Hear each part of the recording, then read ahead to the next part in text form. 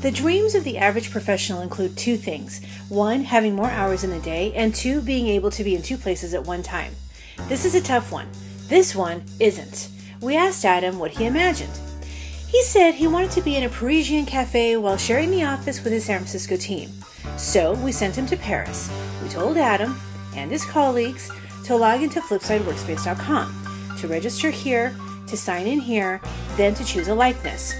Once Adam logged in, he put his headphones on, went to his Parisian office, and walked through the front door of his San Francisco building. From Paris, he was able to join brainstorming sessions, present, or could be found wandering the halls. We called it Splitting Adam. We needed to know, how did Adam feel split up? He said his happy factor shot up, his productivity rose, his confidence went through the roof, and his focus crystallized. He said the experience of how he could work and its affordability, leasing an address on Flipside Workspace app was the best kept secret in town. You don't need to multiply like rabbits, but wouldn't it be nice to be in two places at one time?